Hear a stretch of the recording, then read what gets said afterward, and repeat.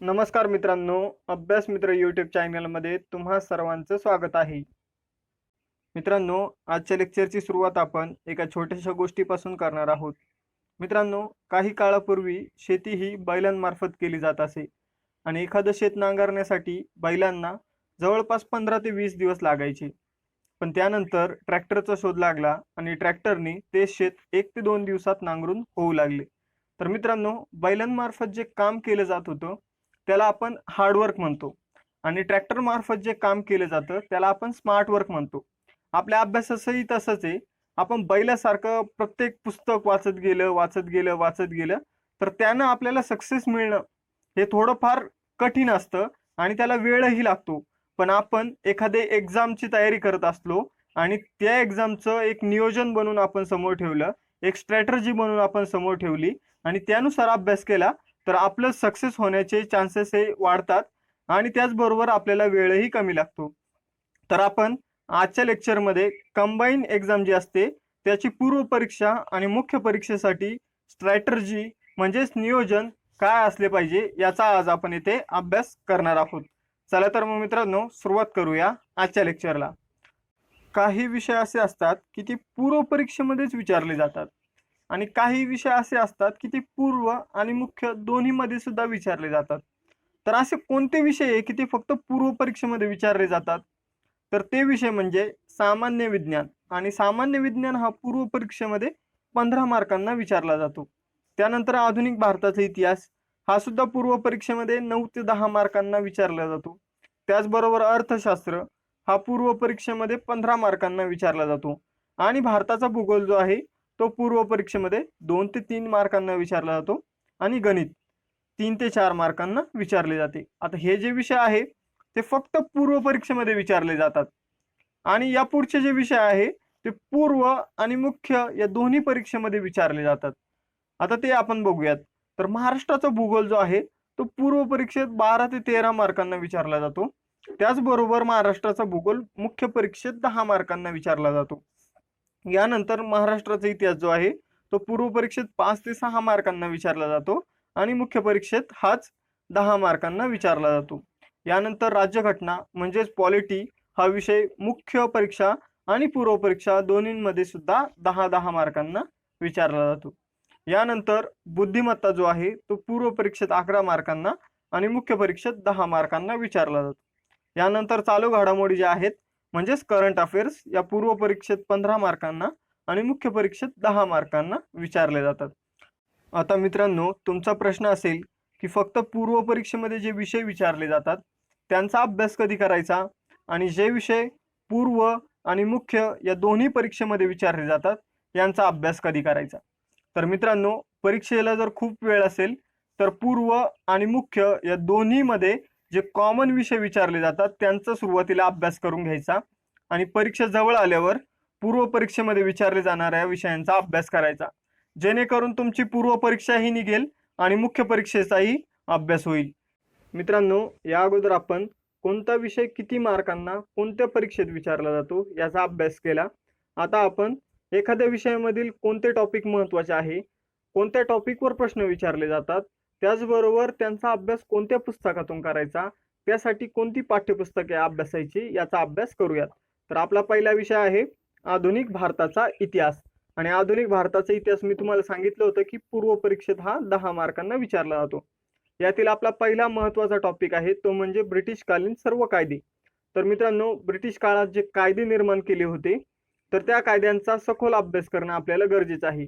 जसं की जे चार्टर ऍक्ट आहे 1793चा चार्टर ऍक्ट, 1813चा चार्टर ऍक्ट, 1833चा चार्टर ऍक्ट, त्यानंतर 1853चा चार्टर ऍक्ट, त्यानंतर जो 1857चा उठाव झाला, त्यानंतर जो 1858 साली कायदा आला तो अभ्यासणं, त्याचबरोबर 1862चा कायदा, 1892चा कायदा, त्यानंतर 1919 मध्ये आलेला कायदा, 1909 मध्ये आलेला कायदा, 1935 मध्ये आलेला कायदा, या सर्व कायद्यांचा अभ्यास करणं आपल्याला गरजेचं आहे. त्यानंतर मित्रांनो, जमीन सुधारणा कोणकोणत्या झाल्या, कायमधारा पद्धत काय होती, रयतवारी पद्धत काय होती, त्यानंतर महालवारी पद्धत काय होती, त्या कोणी लागू केल्या, त्या भारताच्या किती क्षेत्रावर लागू होत्या, या सर्व गोष्टींचा अभ्यास करणं इथं गरजेचं आहे. मित्रांनो, गव्हर्नर जनरल हा जो टॉपिक आहे हा सुद्धा खूप महत्त्वाचा आहे. कारण यावर वेगवेगळ्या पद्धतीनं प्रश्नही विचारले जातात.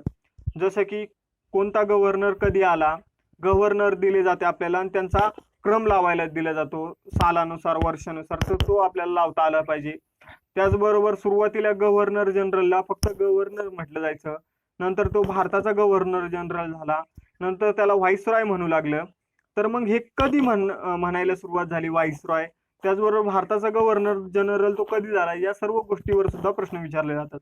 आणि मोस्ट इम्पॉर्टंट म्हणजे त्यांनी कार्य काय केले, त्यांचं काम काय होतं, यावर सुद्धा प्रश्न विचारले जातात. यानंतर 1857चा उठावाची कारणं काय होती, त्याचे परिणाम काय होते, त्यामध्ये कोण कोणाविरुद्ध लढलं, भारतीय कोण होते, त्याचबरोबर भारतीयांसोबत इंग्रज कोण लढले, यावर सुद्धा प्रश्न विचारला जातो. त्यानंतर कोण कुठे पळून गेलं किंवा कोणाला कुठे फाशी देण्यात आली, यावर सुद्धा प्रश्न विचारले जातात. त्यानंतर राष्ट्रीय काँग्रेसची निर्मिती, त्याचे जे अधिवेशन असतात त्यावर सुद्धा प्रश्न येतात. कोणत्या अधिवेशनामध्ये कोणते महत्त्वाचे निर्णय झाले, कोणतं अधिवेशन ग्रामीण भागात झालं, यावर सुद्धा प्रश्न विचारले जातात. त्याचबरोबर राष्ट्रीय काँग्रेसच्या पूर्वी कोणत्या संघटना होत्या, या संघटनांचं कार्य काय, यावर सुद्धा प्रश्न विचारले जातात. आणि त्या संघटनामध्ये महत्त्वाच्या संघटनामध्ये महाराष्ट्रातल्या संघटना आहे, बंगालच्या संघटना आहे, त्याचबरोबर मद्रासच्या संघटना आहे, यावर सुद्धा प्रश्न विचारले जातात. यानंतर मित्रांनो, आता राष्ट्रीय चळवळीमध्ये काय विचारलं जातं, तर राष्ट्रीय चळवळीमध्ये गांधीजींचं जे प्राथमिक कार्य आहे, त्याचबरोबर लोकमान्य टिळकांचं जे कार्य आहे ते विचारलं जातं. गांधीजींचे जे सुरुवातीचे सत्याग्रह आहे, खेडा सत्याग्रह, त्याचबरोबर चंपारण्याचा सत्याग्रह, हे सुद्धा विचारले जातात. यानंतर मित्रांनो, असहकार चळवळ, सविनय कायदेभंग चळवळ आणि चले गए जाव चळवळ, या 3 चळवळी महत्वाच्या आहे. त्या चळवळ होण्यामागचं कारण काय होतं, नंतर ती चळवळ घडत असताना काय काय गोष्टी घडल्या, त्यानंतर त्या चळवळीचे परिणाम काय झाले, या सर्व गोष्टी आपल्याला अभ्यासणं गरजेचं आहे. त्यानंतर स्वराज्य जो पक्ष होता त्याचं कार्य काय होतं, हे सुद्धा अभ्यासणं आपल्याला गरजेचं आहे.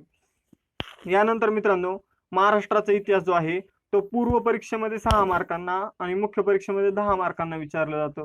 तर यामध्ये महत्वाचं काय विचारलं जातं, ते म्हणजे समाजसुधारक. आता समाजसुधारक जे जगन्नाथ शंकर शेटे त्यांच्यापासून सुरू होतात, आचार्य बाळशास्त्री जांभेकर, तर थेट महात्मा फुले, डॉक्टर बाबासाहेब आंबेडकर, शाहू महाराज, स्वामी दयानंद सरस्वती यांसारखे समाजसुधारक विचारले जातात परीक्षेमध्ये. त्याचबरोबर वृत्तपत्रामध्ये ते कोणी काढलं, त्याने काय कार्य केलं, हे सर्व गोष्टी विचारल्या जातात. त्याचबरोबर क्रांतिकारक, आता क्रांतिकारकांमध्ये महाराष्ट्रातल्या क्रांतिकारकांवर फोकस केला जातो, त्यांचं कार्य विचारलं जातं. त्याचबरोबर यानंतर मित्रांनो, स्वातंत्र्य चळवळीतील महाराष्ट्राचं योगदान काय होतं, असहकार चळवळीमध्ये महाराष्ट्राचा कोणत्या नेत्याने पुढाकार घेतला, त्याचबरोबर जे चले जाव चळवळ होती, त्याचबरोबर जी सविनय कायदेभंग चळवळ होती, यामध्ये महाराष्ट्रातल्या व्यक्तींनी काय कार्य केले, हे सुद्धा परीक्षेमध्ये विचारलं जातं. त्याचबरोबर आता जे सुधारणा आंदोलन आहे, प्रार्थना समाज आहे, त्याचबरोबर परमहंस सभा आहे, त्याचबरोबर सत्यशोधक समाज आहे, यांनी काय कार्य केलं, हे सुद्धा परीक्षेमध्ये विचारलं जातं. मी जे टॉपिक सांगतोय ते परीक्षेच्या दृष्टीने खूपच महत्वाचे आहे आणि तीच तुम्ही अभ्यासात त्यामधूनच तुम्हाला जवळपास 75 क्वेश्चन हे सॉल्व्ह होतील. त्यानंतर मित्रांनो, यासाठी सोर्स म्हणजे पुस्तकं काय वापरायचं, तर आधुनिक भारताच्या इतिहासासाठी समाधान महाजन सरांचं जे पुस्तक आहे ते वापरा, ते खूप चांगलं आहे. आणि जे महाराष्ट्राच्या इतिहासासाठी 11वीचं जे जुनं पुस्तक आहे ते तुम्ही अभ्यासा, ते पण खूप चांगलं आहे आणि हे मोस्ट इम्पॉर्टंट पुस्तक आहे. त्याचबरोबर तुम्हाला अजून डीपमध्ये जाऊन अभ्यास करायचा असेल तर कटारे सरांचं महाराष्ट्राच्या इतिहासाबद्दल पुस्तक आहे, ते एक महत्त्वाचं पुस्तक आहे. यानंतर मित्रांनो, आपला पुढील विषय आहे भारताचा भूगोल. आता भारताचा भूगोल कसा आहे, की भारताचा भूगोल खूप मोठा आहे आणि त्यावर पूर्व परीक्षेतच फक्त 3 प्रश्न विचारले जातात.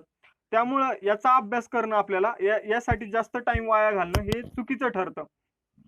तर मित्रांनो, यासाठी फक्त जे 10वीचं जुनं पुस्तक आहे ते तुम्ही वाचा, कारण हा विषय फक्त आपल्याला 3 मार्काला विचारला जातो. त्याचबरोबर जी भारताच्या भूगोलवर जुने प्रश्न जे विचारले जातात, आता जुने प्रश्न जर तुम्हाला जास्त सापडत नसेल तर राज्यसेवेचा GS1चा पेपर असतो, त्यामध्ये भूगोलाविषयी 90 प्रश्न विचारले जातात. त्या प्रश्नांचा तुम्ही सराव करा, त्याचा निश्चितच तुम्हाला कंबाईनच्या एक्झाम मध्ये फायदा होईल. यानंतर मित्रांनो, कंबाईन परीक्षेच्या पूर्व आणि मुख्यच्या दोन्ही परीक्षेच्या दृष्टीने सर्वात महत्त्वाचा विषय असलेला म्हणजे महाराष्ट्राचा भूगोल. आता महाराष्ट्राचा भूगोल पूर्व परीक्षेमध्ये 13 मार्कांना आणि मुख्य परीक्षेमध्ये 10 मार्कांना विचारला जातो. आता महाराष्ट्राच्या भूगोलमध्येही लोकसंख्या हा टॉपिक आहे, त्याचबरोबर खनिज संपत्ती हा टॉपिक आहे. हे टॉपिक कशा प्रकारे अभ्यासायचे आता आपण ते बघूयात. तर लोकसंख्या हा जो टॉपिक आहे, लोकसंख्या टॉपिक अभ्यासताना तुम्ही महाराष्ट्राची लोकसंख्या आणि भारताची लोकसंख्या ही कंपेअर करून अभ्यासा, जेणेकरून तुम्हाला अभ्यास करणं सोपं जाईल. जसं की महाराष्ट्राची घनता किती आहे, त्याचबरोबर आपल्या देशाची घनता किती आहे, भारताची घनता किती आहे, त्याचबरोबर जगातली घनता किती आहे, या सर्व गोष्टींचा कंपेअर करून अभ्यास केला तर तुम्हाला खूपच सोपं जाईल. त्याचबरोबर खनिज संपत्ती, आता खनिज संपत्तीमध्ये वेगवेगळी जी खनिज आहे तर त्यांचे प्रमाण किती आहे यांचा सुद्धा कंपेअर करून अभ्यास करू शकता. त्याचबरोबर वने, भारतात काळी मृदा आहे, रेगूर मृदा आहे, त्याचबरोबर महाराष्ट्रात मृदा 3-4 प्रकारच्या आहे. एक गाळाची मृदा आहे, त्यानंतर काळी मृदा आहे, त्यानंतर तांबडी मृदा आहे. तर या ज्या मृदा आहे त्यांचा आपण व्यवस्थितपणे अभ्यास करा. त्यामध्ये कोणकोणते घटक असतात, कोणकोणते घटक नसतात, त्यांचे उपयोग काय, त्यामध्ये कोणकोणत्या प्रकारची पिके घेतली जातात, या सर्व गोष्टींचा अभ्यास करा. त्यानंतर वनामध्ये उष्णकटिबंधीय वने कोणती, सदाहरित वने कोणती, तर या सर्व गोष्टींचा अभ्यास करा, यांचा कंपेअर करून अभ्यास करा. आणि या वनांमध्ये कोणकोणते वृक्ष घेतले जातात तर त्यांचा अभ्यास करा. त्यामुळे जेणेकरून तुम्ही असं कंपेअर करून अभ्यास केल्यामुळे तुम्हाला परीक्षेमध्ये कोणताही प्रश्न विचारला तर कन्फ्यूज होणार नाही तुम्ही. यानंतर मित्रांनो, नदी प्रणाली. आता सर्व नद्या सुद्धा त्यांचे खोरे किती आहे, त्यांची लांबी किती आहे, या सर्व गोष्टींचा अभ्यास करा. त्यानंतर हवामानाचा अभ्यास करताना भारतामध्ये किंवा महाराष्ट्रामध्ये पर्जन्य कशा प्रकारे येतं, भारतामध्ये कोणत्या प्रकारचा पाऊस पडतो, कोणत्या ठिकाणी कोणत्या प्रकारचा पाऊस पडतो, कोणत्या ठिकाणी किती पाऊस होतो, या सर्व गोष्टींचा अभ्यास करा. भारतामध्ये कुठे आर्द्र हवामान आहे, त्याचबरोबर भारतामध्ये कुठे दमट हवामान आहे, या सर्वांचा अभ्यास करा. त्यानंतर मित्रांनो, प्राकृतिक भूगोलामध्ये शिखरे आहे, त्याचबरोबर डोंगर आहे, त्याचबरोबर पठारे आहे, या सर्व गोष्टींचा अभ्यास करा. कोणत्या 2 नद्यांच्या कोणतं डोंगर आहे याचा अभ्यास करा. किंवा महाराष्ट्रामध्ये उत्तरेकडून दक्षिणेकडे जाताना कोणते डोंगर आहे, कोणते शिखर आहे, कोणती पठार आहे, यांचा अभ्यास करा. त्याचबरोबर महाराष्ट्रामध्ये दक्षिणेकडून उत्तरेकडे जाताना कोणती पठारे आहे, कोणती शिखरे आहे, यांचा अभ्यास करा. यानंतर महाराष्ट्रामध्ये वाहतूक किंवा दळणवळण यांचा कशा प्रकारे अभ्यास करायचा, तर रेल्वे जे मार्ग आहे ते महाराष्ट्रात किती लांबीचे आहे, त्याचबरोबर महाराष्ट्रात जे नॅशनल हायवे, राष्ट्रीय महामार्ग आहे ते किती लांबीचे आहे, त्यातील सर्वात छोटा मार्ग कोणता, मोठा मार्ग कोणता, कोणता मार्ग कोणत्या मार्गाला कोठे छेदतो, यांचा अभ्यास करा.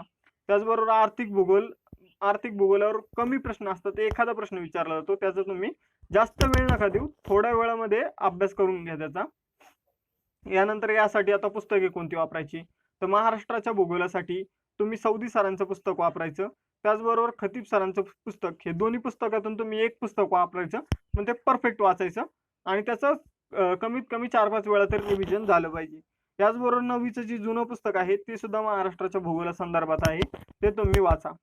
यानंतर मित्रांनो, आपला पुढील विषय आहे पॉलिटी म्हणजेच राज्यशास्त्र.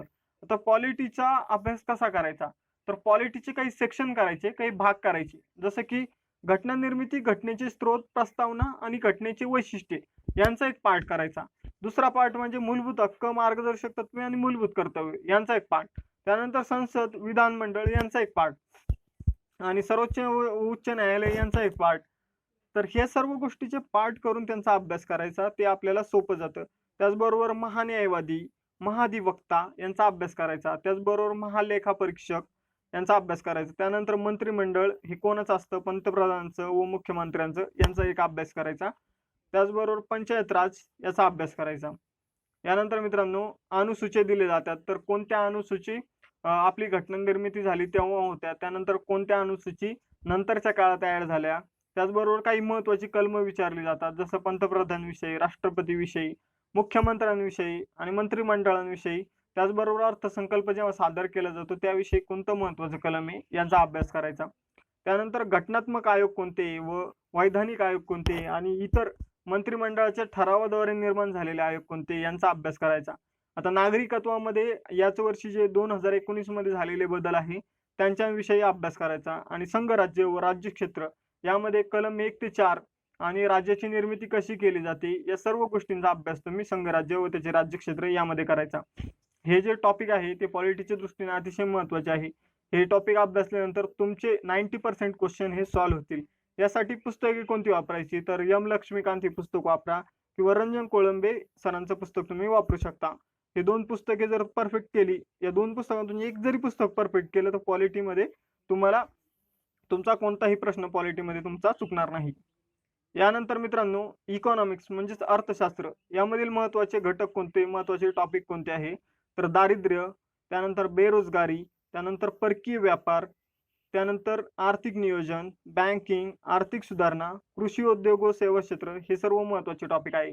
अति दारिद्र्यामध्ये ते नियोजन आयोगाद्वारे स्थापित केलेले वेगवेगळे आयोग विचारले जातात, त्या आयोगाच्या संकल्पना विचारल्या जातात. त्यामध्ये बेरोजगारीमध्ये बेरोजगारीचे प्रकार कोणकोणते आहे ते विचारले जातात. त्याचबरोबर बेरोजगारी कशी मोजली जाते ते सुद्धा विचारलं जातं. त्यानंतर परकीय व्यापारामध्ये आयात निर्यात किती आहे भारताची दुसऱ्या देशासोबत, त्यानंतर कोणता देश भारतामध्ये जास्त आयात करतो, कोणता देश भारतामधून जास्त निर्यात करतो. आता असे देश दिले जाते का खालील प्रमाणे कोणते देश चढत्या क्रमानुसार भारतामध्ये जास्त आयात करतात किंवा जास्त निर्यात करतात यांचा अभ्यास करा. त्यानंतर बँकिंग मध्ये काही समिती आहे त्यांचा अभ्यास करा. आरबीआयचा अभ्यास करा. आरबीआय मध्ये रेपो रेट, त्यानंतर रिव्हर्स रेपो, त्यानंतर बँक रेट हे काय असतात या संकल्पना तुम्ही क्लिअर करून घ्या. त्यानंतर आर्थिक सुधारणा, त्यानंतर नियोजन आयोग जो आहे त्याच्याविषयी अभ्यास करा. मित्रांनो सामान्य विज्ञान हा जो विषय आहे यामध्ये 3 विषय अजून आहे ते तुम्हाला माहीतच आहे, फिजिक्स, केमिस्ट्री आणि बायोलॉजी. यालाच मराठीमध्ये भौतिकशास्त्र, रसायनशास्त्र आणि जीवशास्त्र असं म्हटलं जातं. यातील सर्वात महत्त्वाचा विषय म्हणजे बायोलॉजी, हा 9 मार्कांना विचारला जातो. जो केमिस्ट्री आहे, रसायनशास्त्र जो आहे ते 3 मार्कांना विचारले जाते आणि जे फिजिक्स आहे ते 3 मार्कांना विचारले जाते. आता या 3 विषयामधील कोणते घटक महत्त्वाचे आहे ते आपण बघूयात. तर बायोलॉजीमधील प्राण्यांचे वर्गीकरण आणि वनस्पती वर्गीकरण, त्याचबरोबर प्रजनन, मानवी आहार, रक्ताभिसरण आणि श्वसन हे खूपच महत्त्वाचे टॉपिक आहे. याच्यावर प्रत्येक एक्झाममध्ये क्वेश्चन विचारले जातात. जवळपास 70% क्वेश्चन या 6 टॉपिक मधून विचारले जातात. यानंतर केमिस्ट्रीमधील महत्त्वाचे टॉपिक कोणते, तर अणुविषयी, त्यानंतर आवर्त सारणी जी आहे त्याविषयी, त्याचबरोबर धातू व अधातू, आम्ल व आम्लारी, त्यानंतर कार्बनी संयुगे आणि किरणोत्सारिता हे जे टॉपिक आहे 6 टॉपिक हे केमिस्ट्रीमधील महत्त्वाचे टॉपिक आहे. आणि फिजिक्समध्ये विद्युत धारा, ध्वनी आणि प्रकाश यावर प्रश्न विचारले जातात. यावर प्रश्नांचे स्वरूप एकतर एका वाक्यात किंवा विधानांच्या स्वरूपात असते किंवा गणिते सुद्धा यावर विचारली जातात. यानंतर मित्रांनो यासाठी पुस्तके कोणती वापरावी, संदर्भ पुस्तकं काय वापरावी हे आता आपण बघूयात. तर 6वी ते 10वीची जी पुस्तके आहे, पाठ्यपुस्तके, ती आपण परफेक्ट करणं गरजेचं आहे आणि यातूनच प्रश्न हे विचारले जातात. जेव्हा आपल्याला या पुस्तकातील कन्सेप्ट क्लिअर होईल तेव्हाच आपल्याला या जे सामान्य विज्ञान आहे त्याचे प्रश्न सोडवता येईल.